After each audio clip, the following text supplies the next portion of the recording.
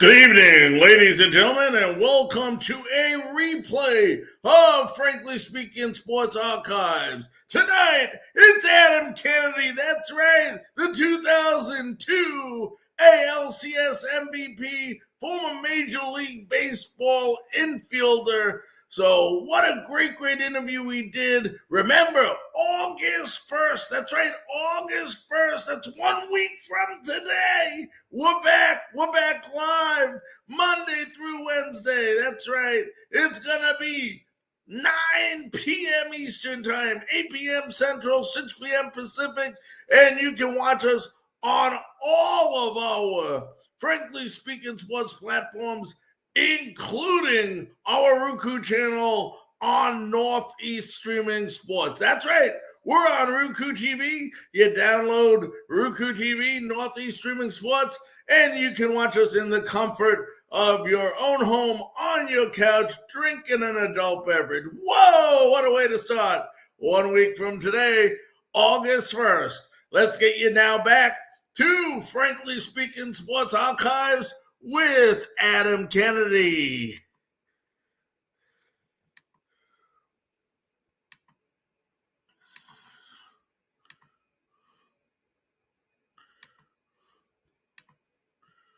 Third, Mays. AK rips one in the right. Dustin Moore to the wall. It's gone. A home run for Adam Kennedy. And the Angels are on the board.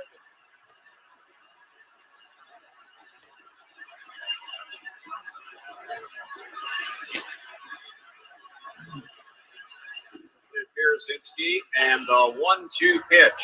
There's a high drive. It's lifted out there into right center field. That ball's well hit. It's out of here. It's a home run. The second one for Adam Kennedy. And the Angels go on top. It's 3-2.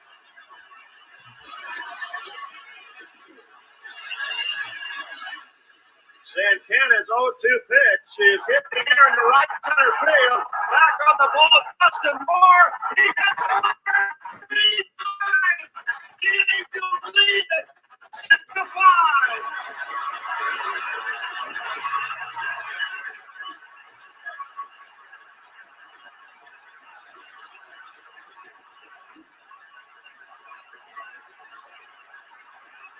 He couldn't get the run down, so he hit it out of the park. And boy, did he hit it out of the park. Ladies and gentlemen, it's my great honor, thrill, and pleasure to introduce to you the 2002 ALCS MVP and World Series champion. Let's welcome in Adam Kennedy. Adam, how you doing tonight? Hey, Larry, how you doing? Thanks for having me, big guy. Thanks for coming on. And, you know, I was going to get to this later, but you just saw the clip that I showed, obviously, of 2002 in the ALCS.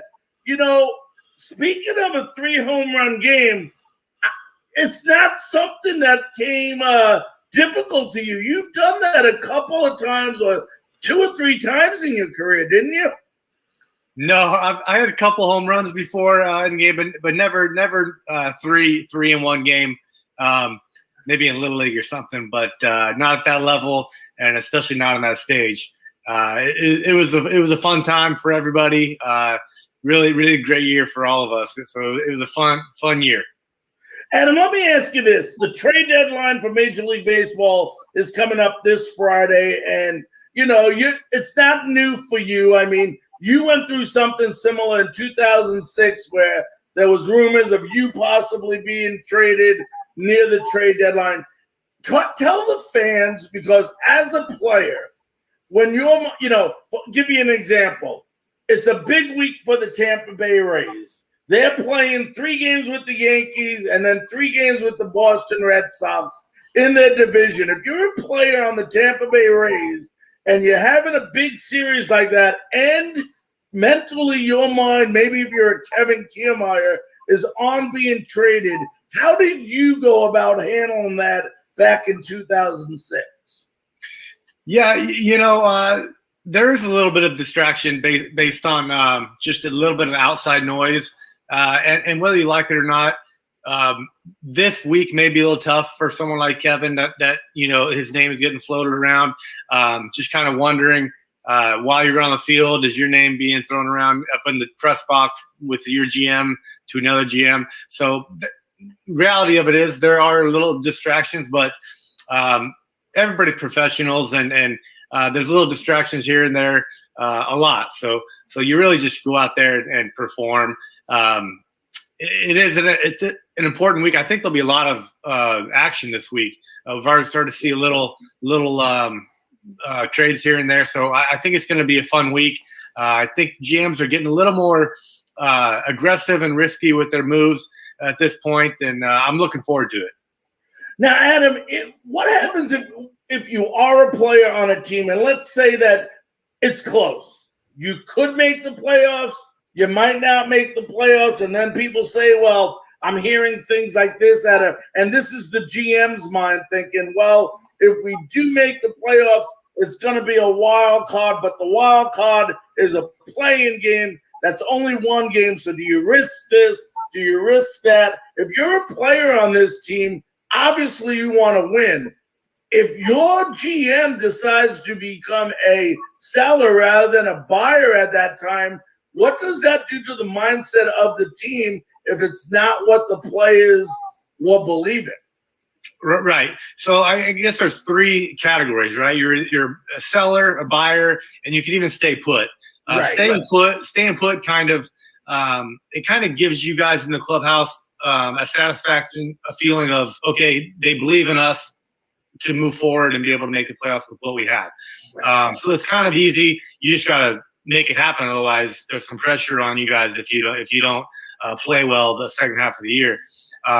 Sellers is tough because especially if you're a veteran player and you're playing for a contract or you're playing to win, as you get older, winning becomes quite important to you. So as an older player, you may feel a little disappointed that your team is selling off pieces for the future, and you may be one of those pieces and probably aren't going to be back next year. So being on the selling side is a little bit tougher.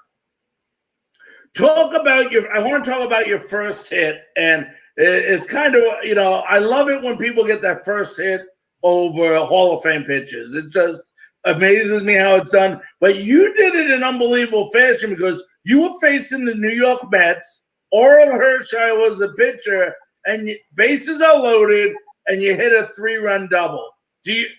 How well do you remember that moment? Oh, very, very well. The day before, I had a rough go at it. We were facing Kenny Rogers, and I went 0 for 4. So, and when Tony La Russa is your manager and you don't perform, you initially go into defense mode. So the next day, I knew I had to kind of gear it up. Orel at that time in his career was pretty good speed for me, mid to lower higher 80s. So it wasn't blowing too much heat at that point, but I had some good at bats and was able to kind of make up for my rough opening day. Now, we talked about the 3 home runs in the ALCS. You obviously were in sync that game. The ball had to look bigger than a softball the way you were hitting it. That game propelled you guys to go to the World Series and win the World Series. How big was that game for you personally? Yeah, that series I wasn't doing great. I was okay. But I think the day before I was really lost. And I remember the morning of Game 5 in the batting cages down below. We didn't take BP on the field, so we were just in the cages, and it was so bad. I just quit. I just said, this is enough. I just stopped my BP, went to the clubhouse, got ready for the game, and I just remember I was leading off the bottom of the third, I believe, and I just told Mickey Hatcher, our hitting coach, I said, I'm just going to swing at the first pitch. And he's like, go for it. And Mays threw me one right in my wheelhouse down, and I was able to put a good swing on it. And it's amazing, in sports. And when you get a little momentum and a little confidence, it kind of changes everything for you. So I was able to get to have a really good day. I ended up with 4 hits that day, so it was a fun day. The Big A was going crazy. We had these thunderstick things that the crowd was going crazy, and then a fun World Series. You know, Adam, you played for Tony La Russa, like you said, and you hear from people, a lot of different people, that he's a tough guy to play for. It doesn't seem like a lot of guys' personalities mix necessarily with his personality, but yet everywhere he goes, including right now in Chicago, he wins. I mean, what is it about Tony La Russa? Usually when a guy doesn't get along with people like that, you feel like the team doesn't have that camaraderie to win, yet they keep St. Louis, he wins. Oakland, he wins. Chicago, he wins. I mean, what is it about this guy? Tony taught me a lot. I played for Tony 2 different times. My rookie year, and then I was traded away, and then went back to St. Louis as a free agent. So I got two different tastes with Tony, and he taught me a lot. He really did. We had our ups and downs. He taught me a lot about. And when you say some players don't like him, he likes players that are performing for him and are going to help him win that day. And if you're not going to help him win that day, he doesn't have a lot of use for you. And he's very, very tough love like that. But he taught me, every game is the biggest game of your life, and you're trying to win that day. And he really manages that way. I will say this about Tony.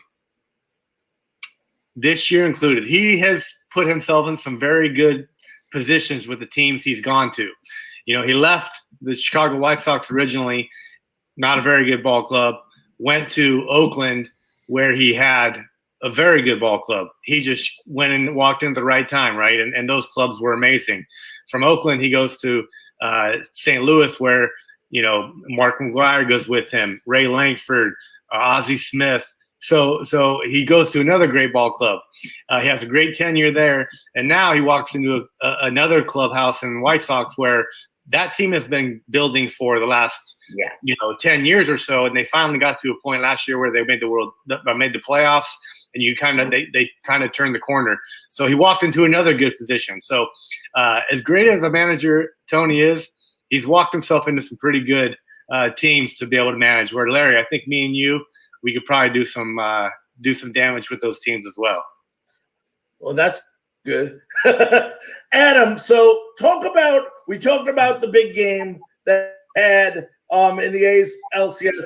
Talk about playing in the World Series. I mean, you play the game, and like you said, especially as you get older, yes, you want to get those big salaries and make as much money as you can while you're playing, but it gets to a point where winning becomes just as if not more important, winning those rings. And you had that chance in 2002. Talk about that team and how fulfilling it was to win the World Series back then.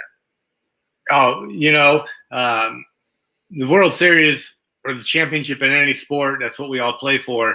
And kind of to do it with that group of guys we had, we were all very close. We had been together for about a solid 3 years. And then some of the guys, prior to me getting there had kind of come through the system together. So they were all very close and had kind of worked, to get to this point through the minor leagues with each other and here that we all are on the big stage. And it just, all the nerves that you could ever imagine, they're there, they're real. And it's kind of a fun feeling,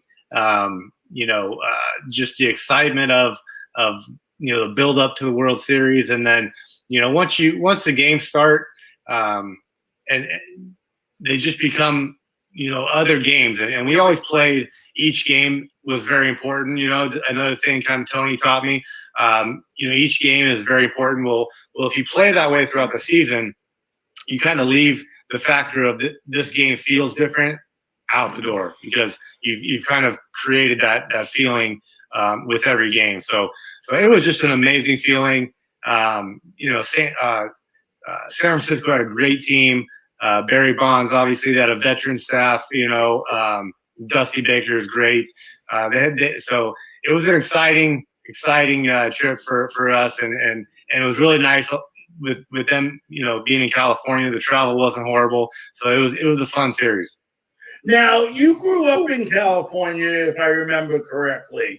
Now, let me ask you this. I always wanted to ask someone, you played a lot of your career on the West Coast, and then, of course, you moved to the Central Time Zone. Then you had an opportunity to play on the East Coast as well. Did it affect you as a player, of someone that played so many years on the West Coast, when you went to the East Coast? No, Larry, I'll tell you what, and it's kind of cliche, but I truly lived my whole big league career really not letting any outside factors like that, regional, where I was playing, travel, anything really affect me in a negative way, because the bottom line is it's the big leagues, and there's not a lot negative about it. It's wherever you have to travel, it's great travel. Whatever hotel you're in, it's a great hotel. You're in great ballparks. You're getting paid great. It's so for me personally, I never had an issue with where I was playing, the travel, anything like that. I just it was one thing that I was really able to kind of dispel as far as affecting me emotionally and on the field. Now, how big was it for you, and how do you feel? You said you played in St. Louis, then you had an opportunity as a free agent, I believe it was, to sign a 3-year, $10 million deal with St. Louis. How great, it's got to be a wonderful feeling when you can sign that type of contract. Sure. You play to get to free agency, and Anaheim had been great to me. They offered me a deal as well. I think it was a 2-year deal. But they had Howie Kendrick that was coming up through the minor leagues, and he ended up having a phenomenal career. And we all knew he would be a great hitter.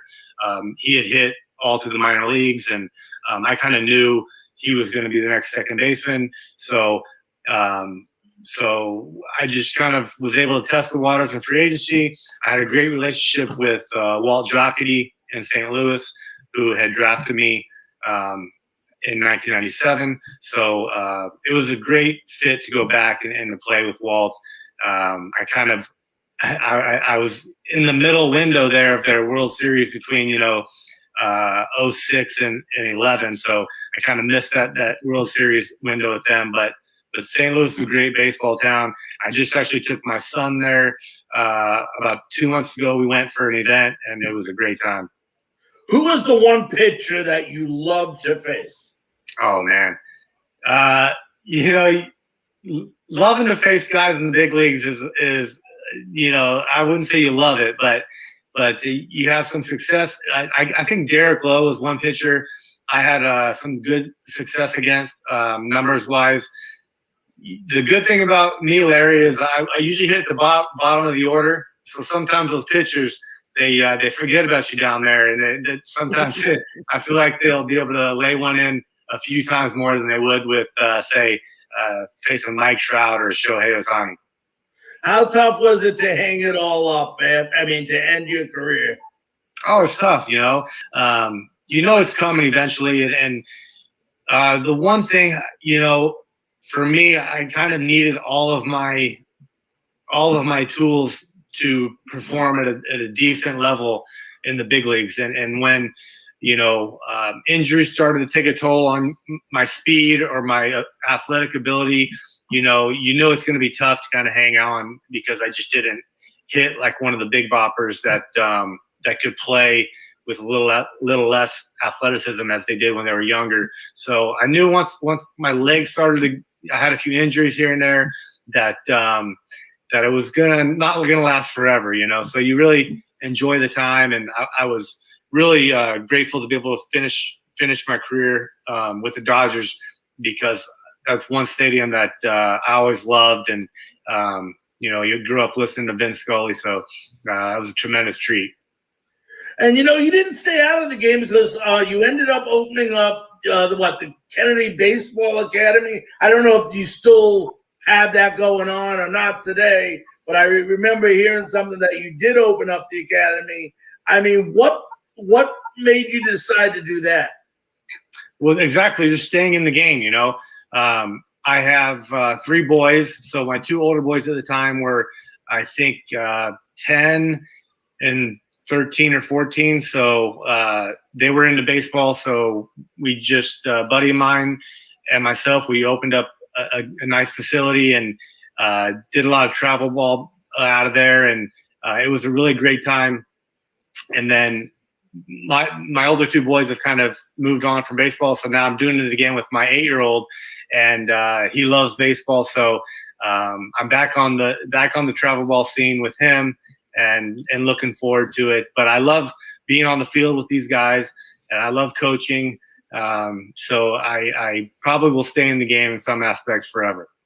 Well, that's good to hear. Now, let's talk about today's game. I mean, even though it wasn't too long ago that Adam Kennedy was playing baseball, boy, has the game changed over the last couple of years.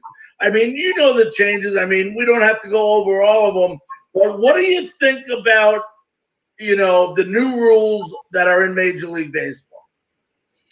Well, the rules are one thing. The rules are kind of that's one of the things where living in playing on the East Coast for me, or travel, it's kind of out of the player's hands. So if I'm a player, the rule changes are really nothing I can worry about. They're really, you just kind of deal with them.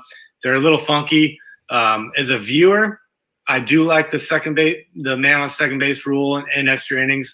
I think maybe push it back 1 inning, but I do like that rule. I think it gives a sense of urgency to score runs, because over the last 3-5 years, once we get to the extra innings, you see it every night. Everybody wants to hit a walk-off home run, and we end up in the 15th inning with a bunch of pop-ups and strikeouts. That's no fun for anybody to watch. So I do like the man on second base rule for that. The analytical side, I obviously am not a huge fan of it, but I do feel like there's a place for it in baseball, just like there's a place for, old school baseball as well. I think the two are able to merge. I think that when one front office gets too analytical driven, I don't think that is a sustainable concept and to win. The bottom line is the team with the best players are probably going to be there at the end of the year. You even take a team like Tampa Bay, who is very analytical driven. The talent they put on the field is still top notch.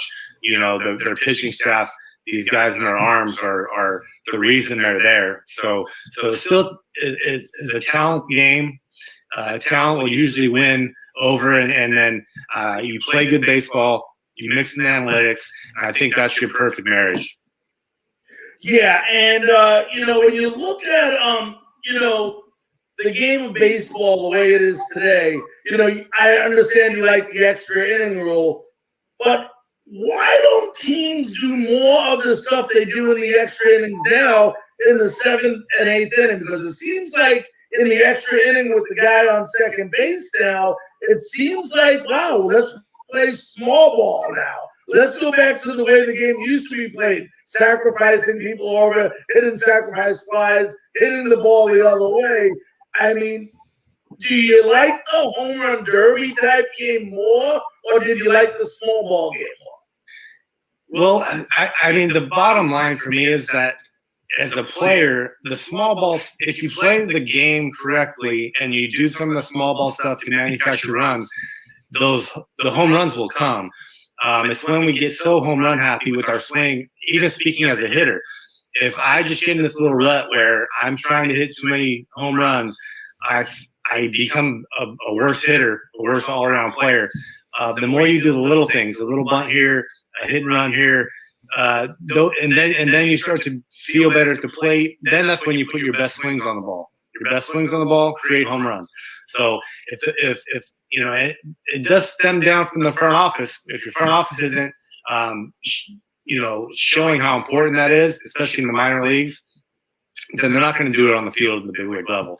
I think some of the coaches are starting to turn over the point where they want to get the cheap runs.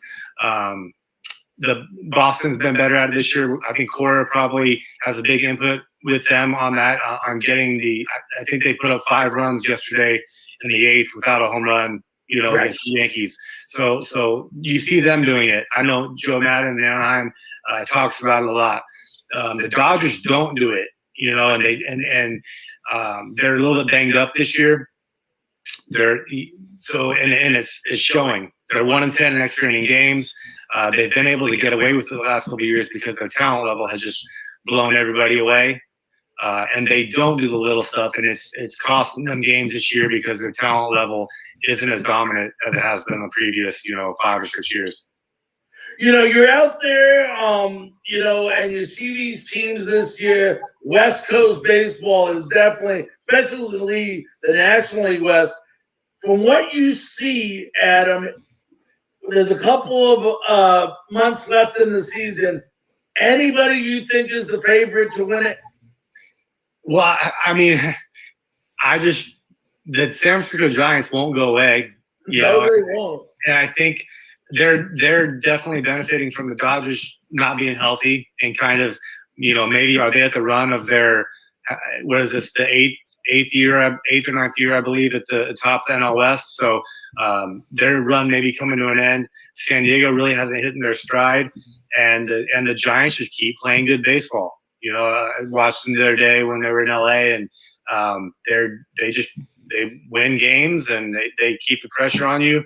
So the Giants are just really surprising, and unless there's a drastic change here, I don't see them giving up that lead. Right. Last question before I let you run, Adam. You were an infielder for many, many years.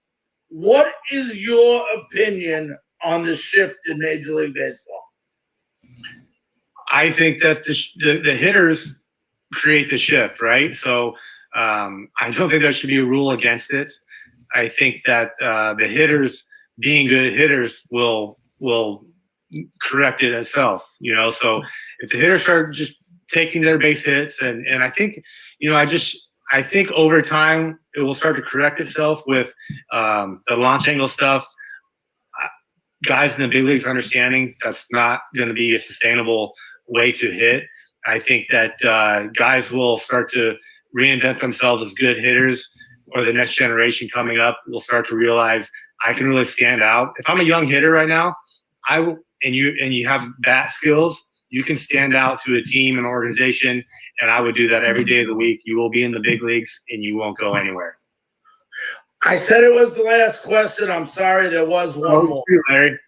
And I ask you this because you are a veteran player. How important, now this is an opinion, of course, is it in your opinion for baseball players and owners to come up with an agreement by the deadline and not have a lockout next season? A lockout would be damaging. I just think that it's, everybody has their wants and they think their needs, but the bottom line is things are going so well financially for both the owners, and they can cry wolf all they want, but the TV deals are outrageous. There's new stadiums being built, so that's not really a real issue, and player salaries are through the roof. So for a lockout, when things seem to be going pretty good on the surface, every situation, there are people feel they need new things or whatever, but bottom line is there's a lot of money being generated. Fans are happy. I think happier right now with the state of the game.